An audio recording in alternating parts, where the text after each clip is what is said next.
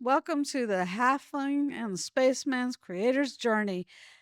And we love talking to creators about their various journeys and how they got to where they are.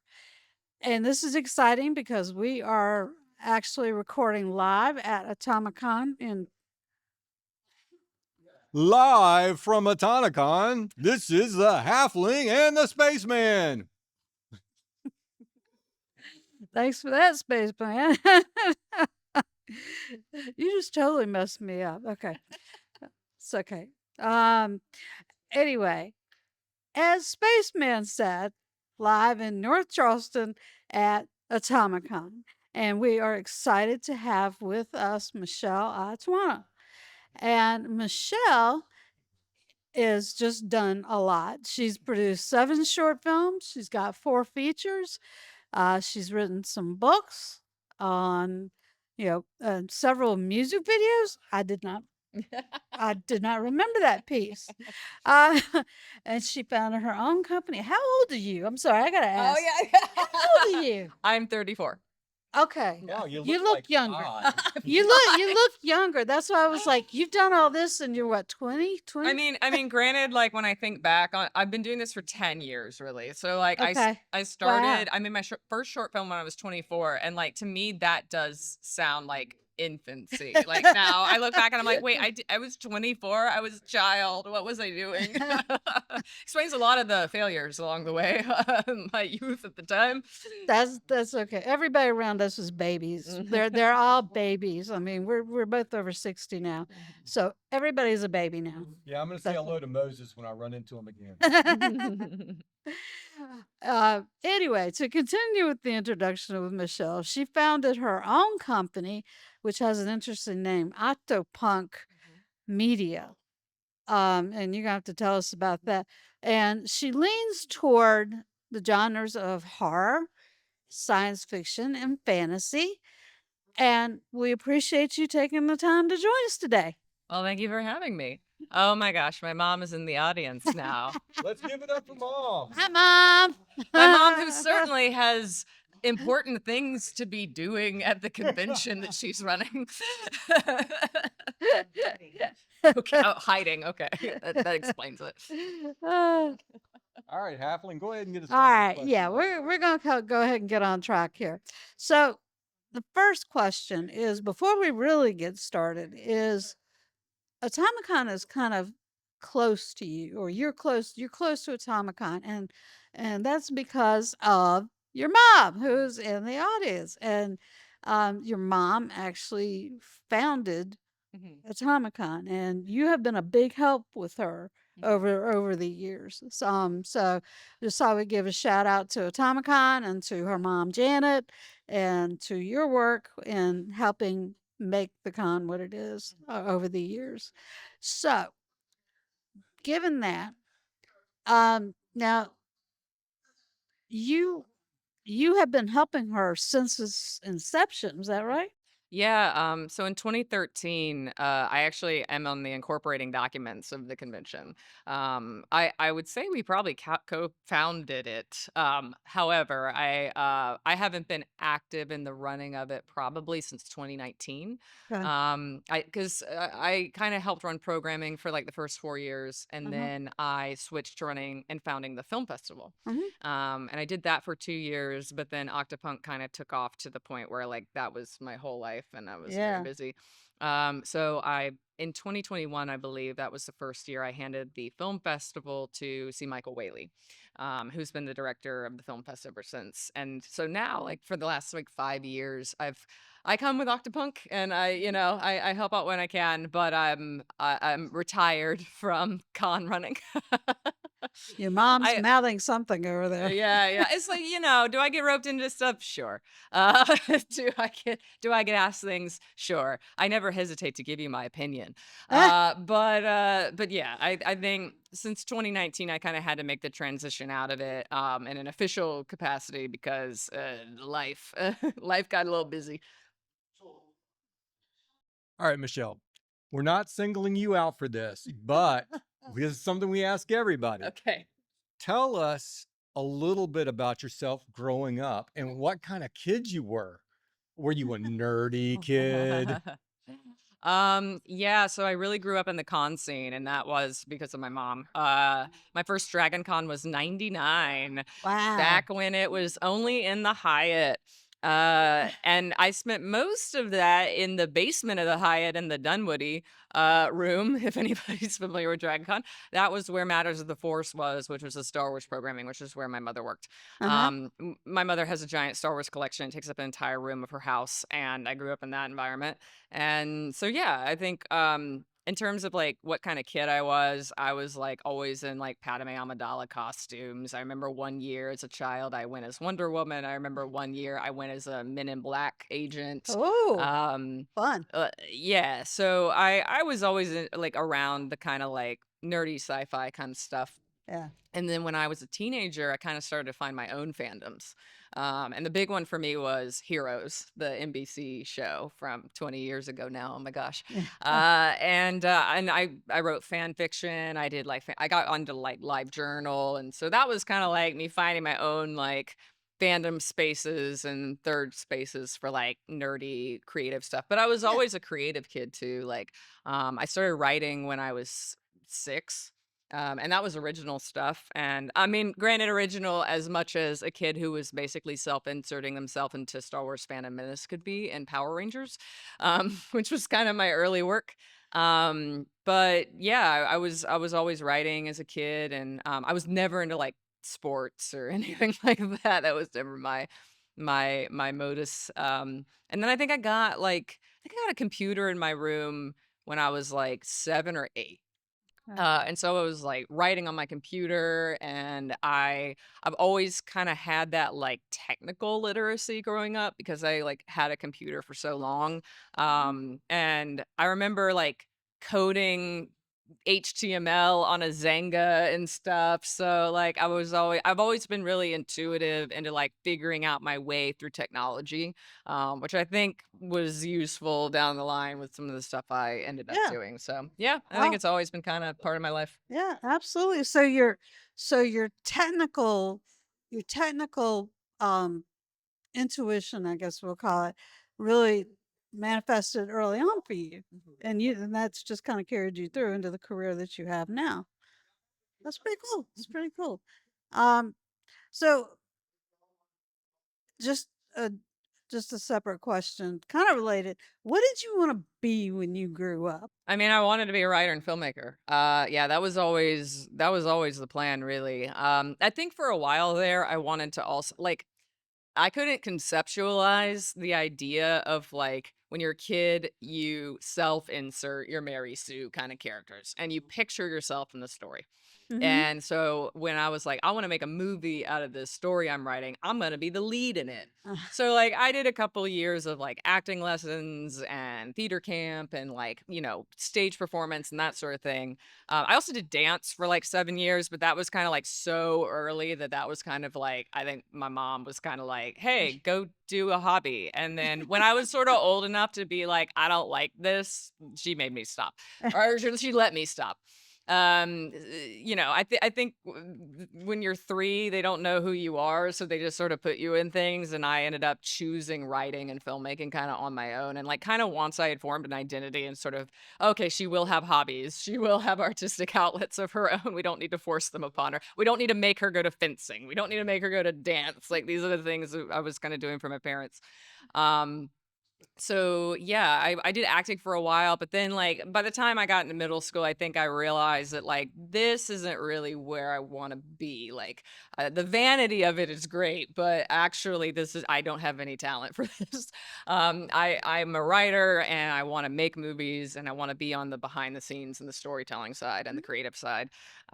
So yeah, in my high school and middle school years, I really knuckled down on like writing and producing and directing and that kind of thing. I actually tried to make a movie in 7th grade called The Outcasts. It was the first feature screenplay I ever finished. And I was gonna rope my friends into being in this thing. I was gonna raise the money. I spent like 9 months, all of 7th grade, doing pre-production. I have all this footage of myself in my room. I got a camcorder for the first time that year, so I was recording myself all the time. And I ended up never making it until Last year, my fourth feature, First Drafts The Outcast, which is currently like on the festival circuit. I basically rediscovered the script, and it's hysterically bad.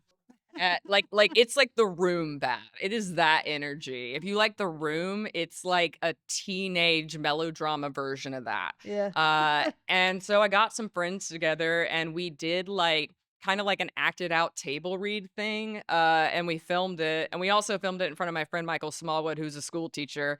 And I put a camera on him. I'm like, Michael, you don't know what's coming, but I need you to just react. You just react to what we're doing. You can stop and ask questions if you want, but Right. this is going to be chaos. And it turned out really great. I didn't know what I was going to get in the end, whether or not it was going to land. But every time it's screened in front of an audience, they go nuts. They're like, it's so rowdy and it's so fun. I had one guy come up after like the first screening and he's like, this is the funniest movie I've seen since the first time I saw Monty Python and the Holy Grail. And I'm like, you Wow. cannot be serious. And he's like, I have not laughed. Movies don't have to be good. They just have to be fun. They just have to be entertaining. Yeah. Yeah. I've made 4 features now that all sort of like stretch the definition of what a movie is. Um, I don't think I've made like a true real movie yet, at least in feature format. And this was no exception.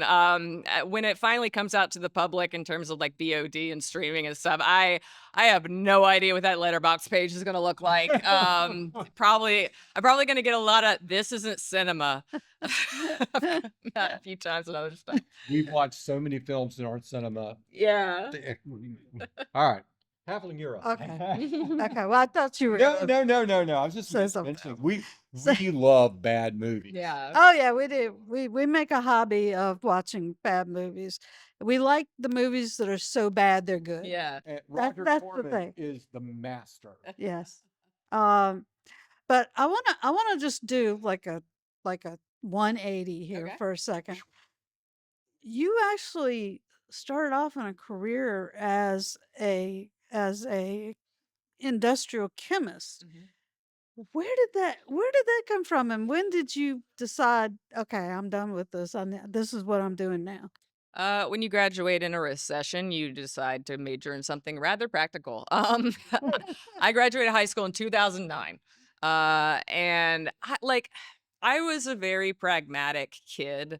And it was kind of funny. Like my parents were like very much like, go make money and like be practical. That was sort of like what I was indoctrinated with like my whole life. And then when I was like, I'm gonna originally the plan was to be a pharmacist. And they were like, why are you like you're so artistic, you're so like why are you going and doing something practical, you're like you're winning awards in film and like you've written a million words of fiction, like why are you doing this? And I was like, because you raised me to be practical, what are you talking about?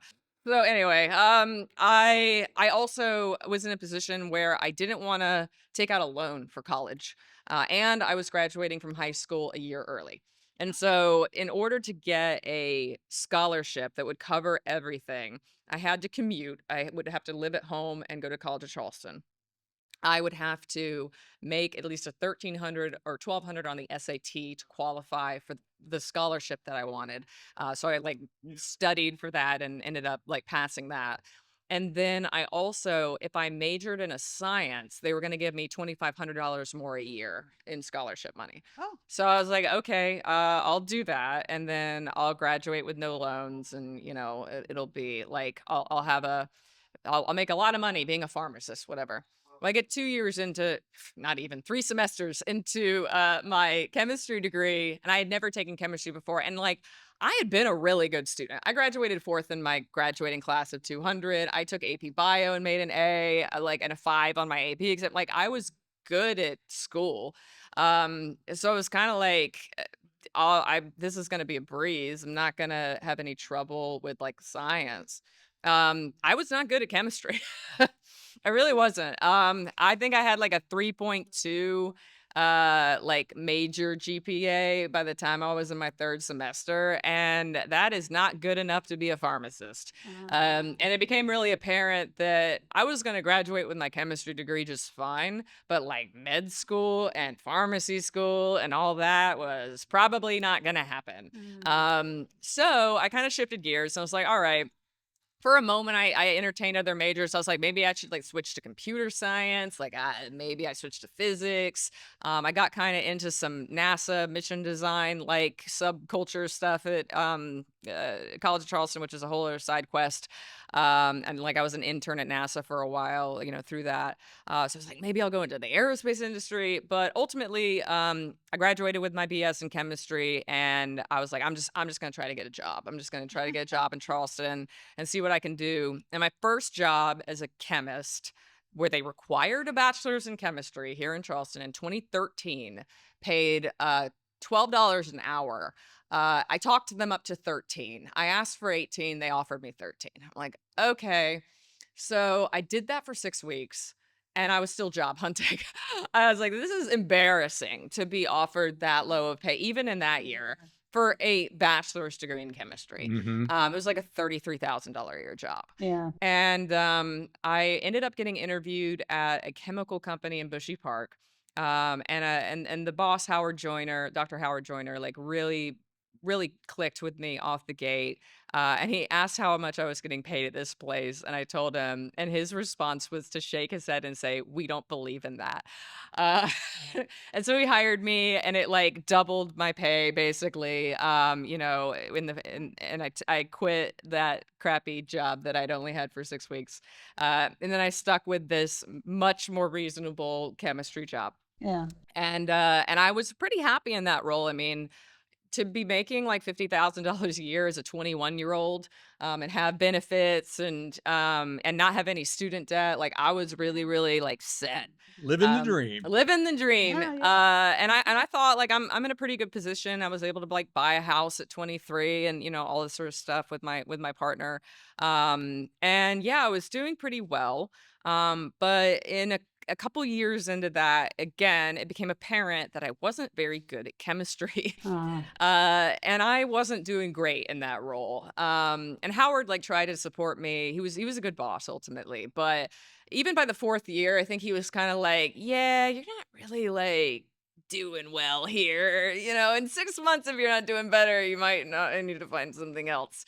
And around that time, I had also become like really depressed in the job, and like I want to do a good job. I think like that whole role, I was always such an overachiever as a kid, and like that job was like the first time I had probably failed in my life, like truly like wasn't good at something.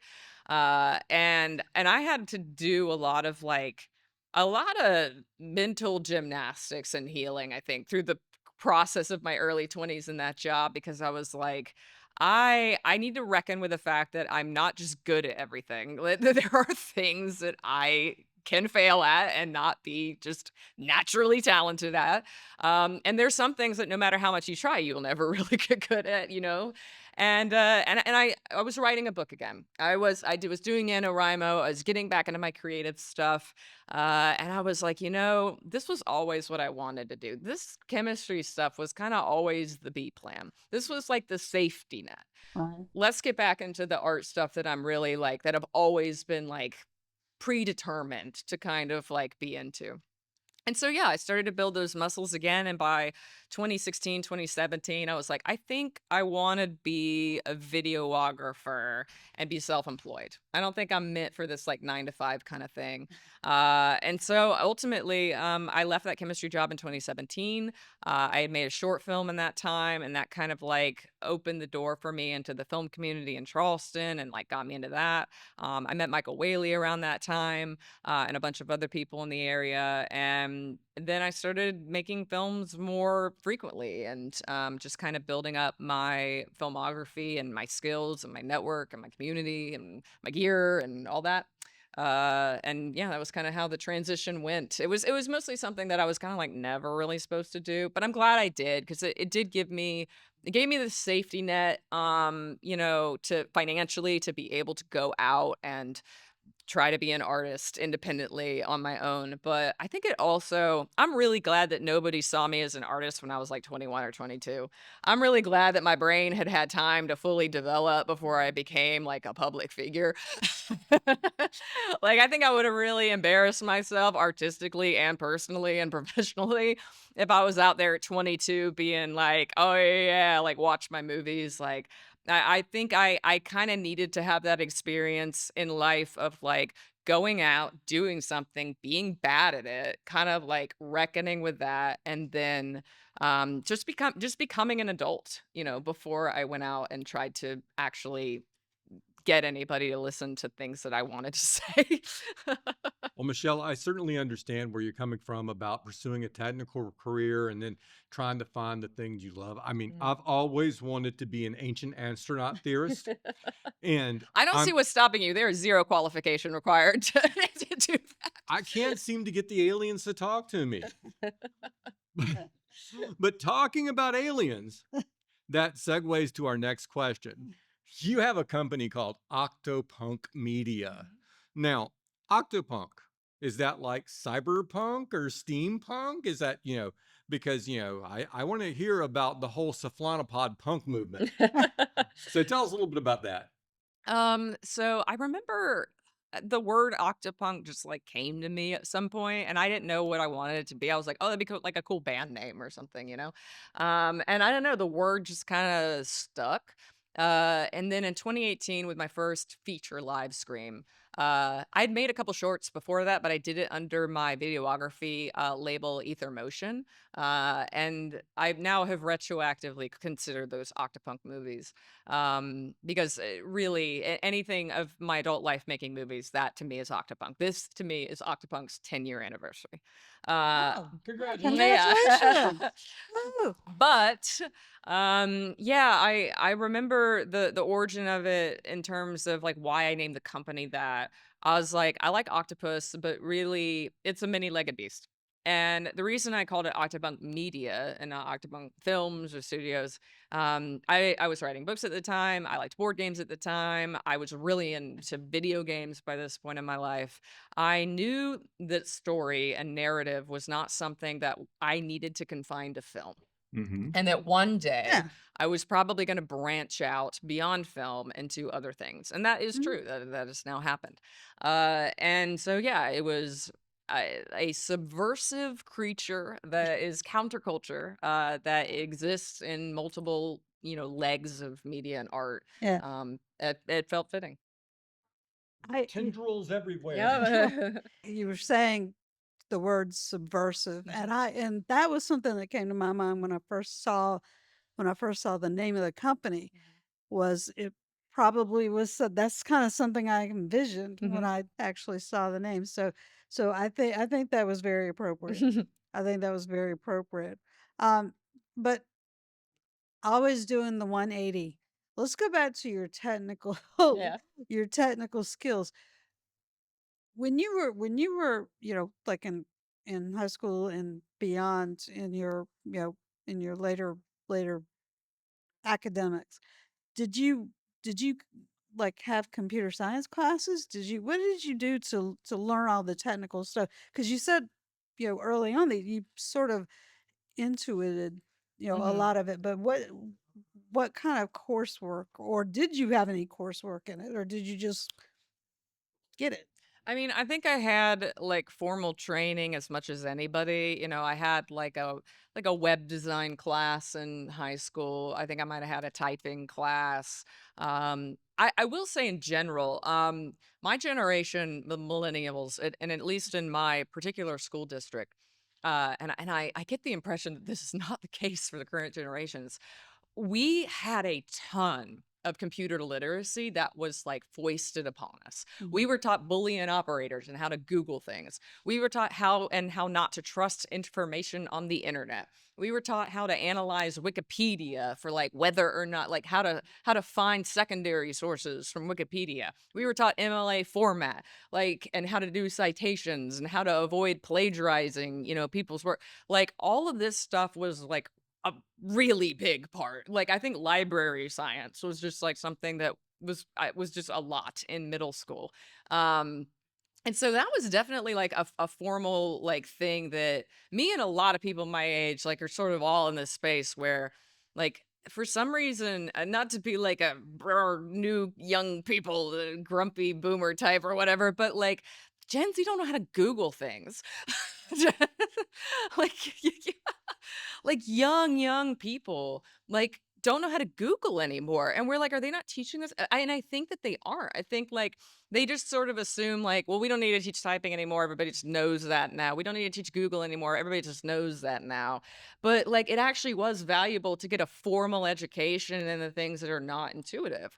In terms of like Unreal Engine and all that, and Photoshop, some of those things I benefited from. I mean, I'm self-taught and everything, but, my mom was and is, a graphic designer, and she went to school, actually here at Trident Tech, to be graphic designer in the early 2000s, and she had a lot of student copies of things like Adobe Photoshop and Premiere, and I ended up with them too somehow. So I've been using Photoshop since I was 12. I just always had a copy of it, you know, laying around on my computer, and so I was able to dabble in some like technical art and that sort of stuff through Photoshop. And I had Premiere, and I kind of like got my first experience editing, you know, and doing Hmm. some Mhm. nonlinear Yeah. editing. Mostly I was just doing like camcorder footage of me and my friends to Destiny's Child music. Like I was just cutting like little music videos of footage from school. And yeah, that was kind of like when I didn't have any content, I just sort of made it Mm. out of my life. So, do you still pay the Adobe tax? Yeah, 30 bucks a month. I'm not a pirate, at least Uh, not on I, that. I hate to say it. I got a copy of Adobe CS5 at home, and Adobe can pry it from my cold, dead hands. I think I got CS4 in like a flash drive somewhere, but no, every 12 months they're like it's $60 and I'm like, I don't want to pay this anymore, and they're like, how about 30 for the next 12 months? And I'm like, yeah, that's more like it. So you kind of have to do that's a hot tip for anybody in the audience. Like if you don't want to pay 60 bucks for Adobe, just tell them you don't want to pay and they'll try to cancel on them. They'll bring it down by half and you can just keep doing that. Well, I am going to say something in defense of the younger generation, though, Okay. about Google. Google search results have gotten They progressively have gotten worse. worse in their defense. Like, there has been the, for the G-rated encrapification of, the internet. The internet was much more usable and pleasant when I was a youngster than it is today for anybody. This is very true. Oh, well, if you want pleasantness, go on Reddit. That's how far we've fallen. Reddit is now the pleasant place. Uh, you know, I think every generation goes through changes like that. Yeah. And, you know, it's almost like you think about music and you Mhm. think about, you know, well, the music of my day was like this and, you know, Hey, and the last the good song music was produced now in is 1985. yeah, and the music now is not music, it's just noise and you know and all that. So and I'm as guilty as anybody else. I mean, you know, I grew up in the 80s. The 80s is my music. I can go a little bit into the 90s, but that's about it. Are you? Is this the point where you tell Michelle to get off of your lawn?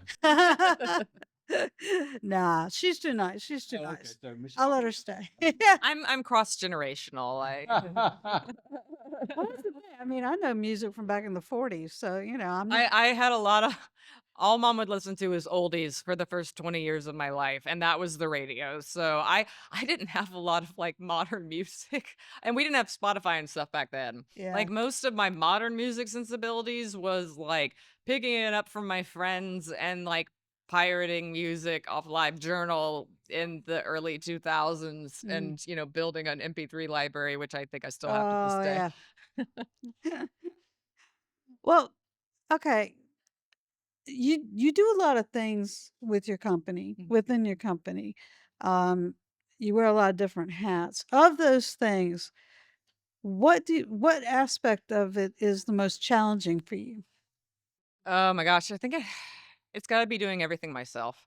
Mm, And I'm at the point now where I'm like, I'm not doing that anymore. Like that is my turning point, like resolution of like when I went into this year into 2026, I was like my resolution is to stop bootstrapping every single thing I do and to partner up with other people and ask for help because I have so many friends at this point and I'm very ethical about how I conduct myself artistically. I'm sort of like, if you're going to come out and help me with a thing, I'm going to pay you $150 for a day rate. And they're like, dude, just like buy me lunch. It's fun. Like, you know, like, or just like, come out and help me on my thing next time. Like we can do a barter economy.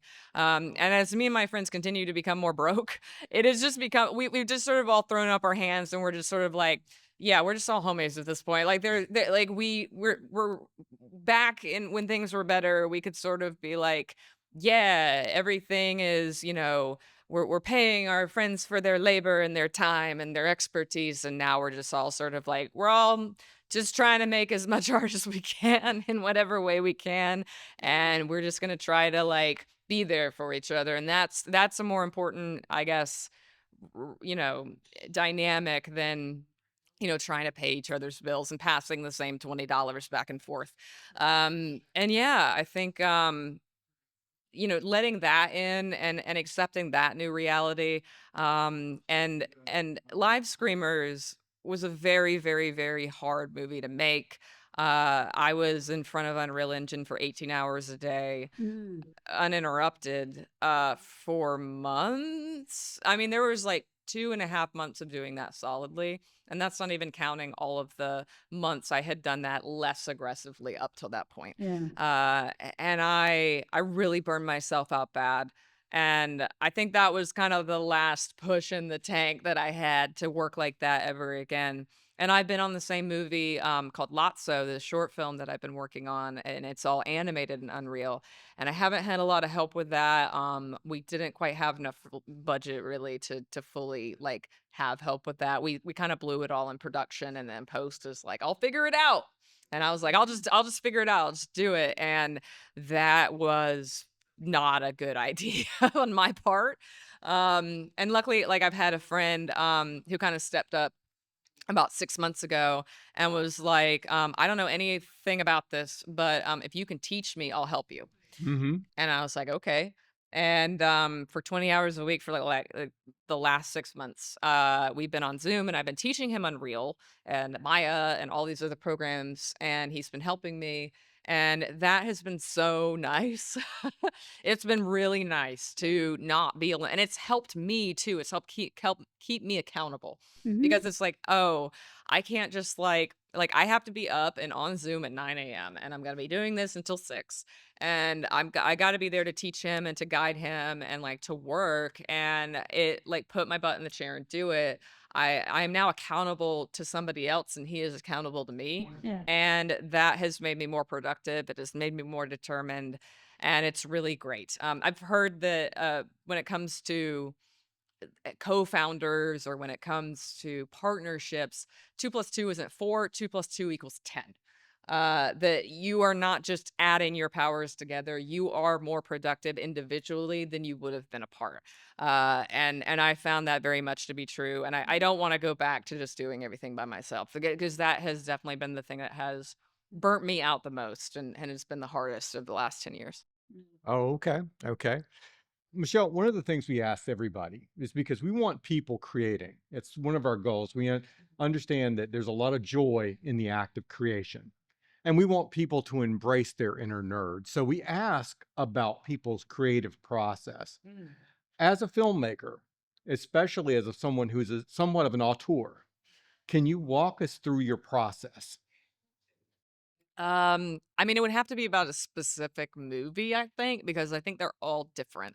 Um, I guess we sort of start with an idea, something that sounds interesting that has never been done before. I don't like to do things that are just retreads of other ideas. I to my strength and my struggle.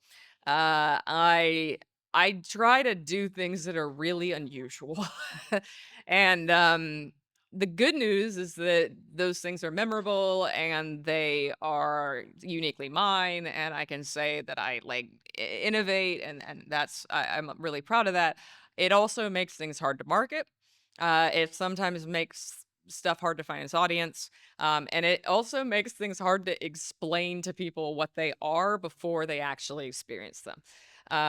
However, I wouldn't really want to do things any way else. I mean, I think that anything worth me doing has to be something that is a story only I can tell and that I'm uniquely qualified to be able to tell, is speaking to themes and issues that I want to talk about, which wasn't always the case. I think I used to just like an interesting idea or an interesting concept, but I didn't necessarily have anything to say.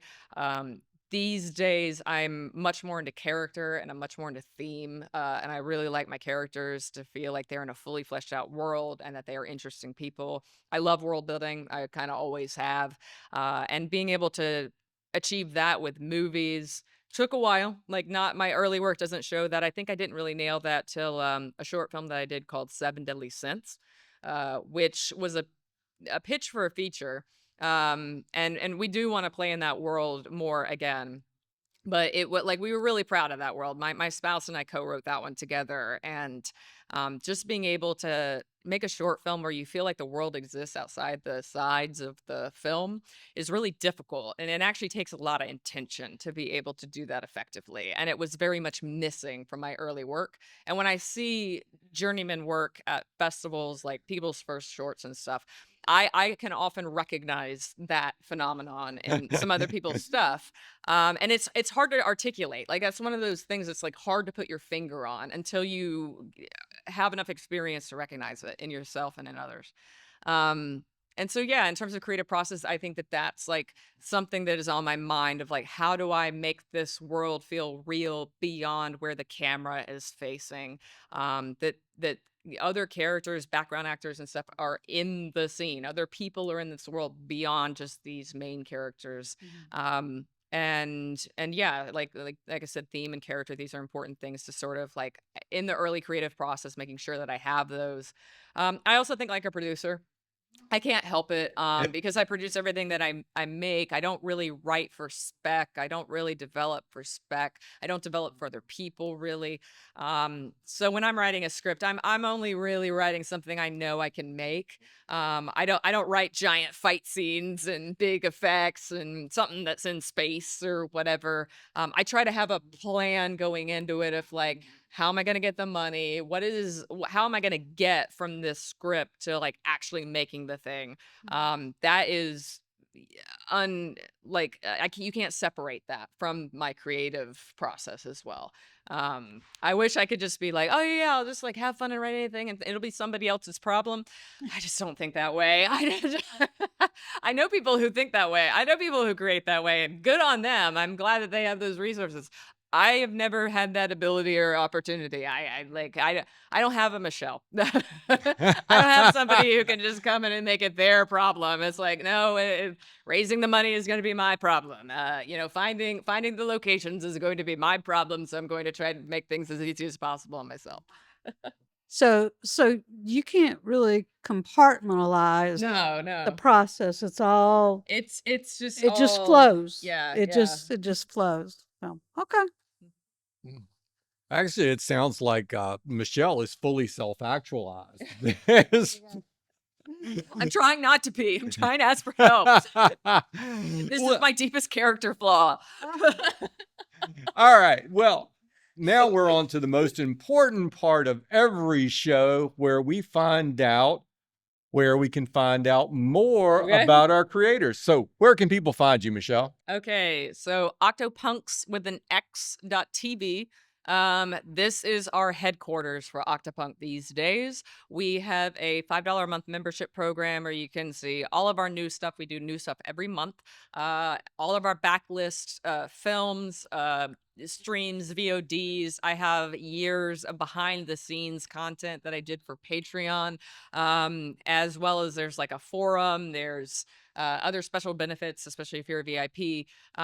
We were on Patreon for many years, and that was successful. But I think building your own platform, especially with social media being so unreliable and Yeah. whatever these days, was really important. So I was like, I'm gonna build my own website, and if people want us, they can come find us and be in our safe little community and not have to worry about being on Twitter, Instagram, or anything like that. Mhm. However, I am on Instagram. I do still have Octopunk Media on Instagram. I have Octopunk Media on Twitch, where I do semi-regular update streams. And then Octopunk Media on YouTube is where you can see our free stuff.